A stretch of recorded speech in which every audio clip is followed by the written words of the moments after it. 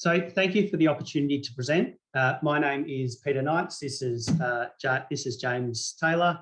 Today we're going to be presenting our project Ponder, which was done in collaboration with artist James Carey, and the planting design, which was done in collaboration with Ben Scott from Ben Scott Garden Design. Before we begin, we'd just like to acknowledge the traditional owners and custodians of the land, the people of the Kulin Nation. We respectfully acknowledge their ancestors and elders, past, present, and emerging. We hoped Ponder would be a pavilion that would make people stop, reflect, and consider our relationship with the environment. By interiorising the Australian landscape, we hoped Ponder would encourage people to think about our collective future, drawing reference to the many inland salt lakes which highlight the beauty and preciousness of our natural ecology. Ponder emerged out of a number of discussions around our climate and biodiversity crisis we're facing. At the time, worldwide protests were happening around the globe, and we felt politically that Australia was taking a bit of a back seat on change. We have the highest greenhouse gas emission from coal power in the world on a per capita basis. In 2020, when we started the commission, Victoria was dealing with significant bushfires. Lives were lost, thousands of people had been displaced, and numerous communities were temporarily isolated. The bushfires burned over many months, devastating Victoria, the eastern seaboard, and other parts of Australia. With over 1.5 million hectares being burnt and approximately 3 billion animals affected, Australia had just become a world leader in mammal extinction. As architects, designers, and artists, we have a fundamental responsibility, next slide, to encourage our communities to begin to live, work, and play in different ways. Through doing this, we believe that our future is bright, a future filled with positivity, optimism, and alternative ways of living. A future where we take custodianship of our land and water systems. A future concerned with care. Connection to place is very important in our work, and in this project in particular. The photo on the left is of the original Roy Grounds building captured in 1969. You can see there are 3 open-air courtyards. From the left, the Australian courtyard, the sculpture courtyard, and the Oriental courtyard. The image to the right is the sculptural courtyard in the early days. In the photos, you can see the Rodin and Henry Moore sculptures, which have since been repositioned in the Grollo Garden at the rear. Public squares, by their very nature, are social and civic spaces. They are places for gathering, discussion, debate, and connection and contemplation. The NGV was renovated in the 1990s and the open air courtyards were lost. This presented us the opportunity to create a new square, one that would interiorise the Australian landscape and create a space for connection, contemplation, and play. First, we mirrored the original courtyard, creating a new 24 by 24 metre open air square around the original sculptures, reframing the statues as they were once framed within the sculpture courtyard by Roy Grounds. The entrance axis from the water wall and Great Hall was aligned to Ponder, and one experiences the same spatial dimensions as they walk through the atrium and the Ponder Pavilion at the rear.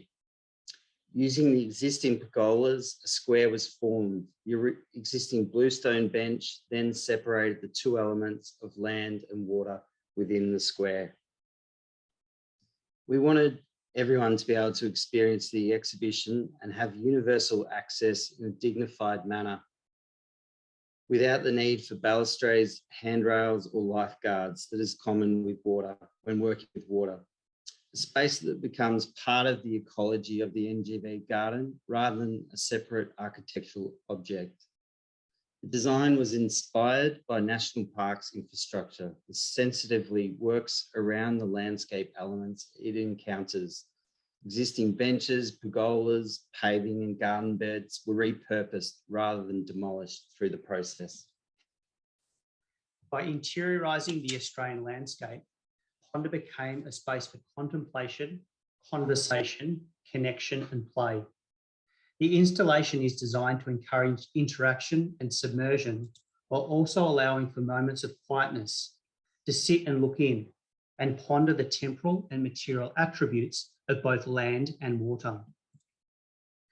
Working with Ben Scott Garden Design, we selected a number of indigenous grasses and plants that can be found growing throughout Australia, with around 40% of the flora being edible and used in traditional cooking. Further inclusions of local Australian wildflower that bloom at different times of the event highlight the beauty, preciousness, and temporality of our environment. We began thinking about the life cycle of all the materials used in the installation from a very early on during the concept design phase. So we undertook preliminary discussions with community groups, land care organisations and other artists to ensure that the materials could be reused for future projects.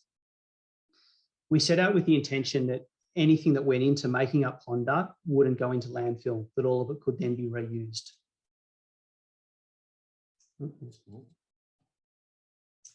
Here you can see the land and water components. The planting was selected to express what's often found around the mainly inland salt lakes. The datum line and metal plinth provide a strong graphic reference to the original Roy Grounds courtyards, almost ghosting the shape. The original bluestone bench splits the square to create a break between the water and land elements. We worked with local Melbourne companies to develop custom colours. The access flooring and cork pond lining were developed to reference the many inland salt lakes.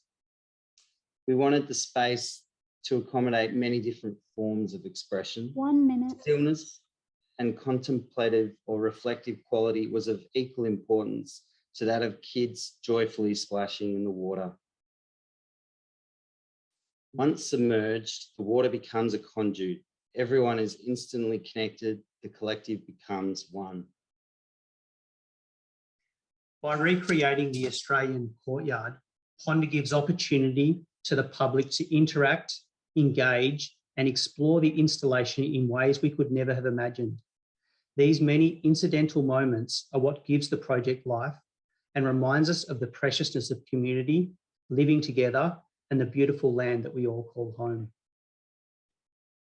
And so this is really just a series of images that you can see that we've taken from people's Instagram, predominantly people's Instagram and social media outlets, and compiled it into a series of images that you can start to see how people started to use the pavilion.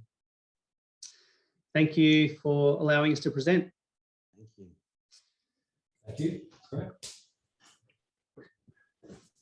Would you like us to stop the screen share or keep it open while questions?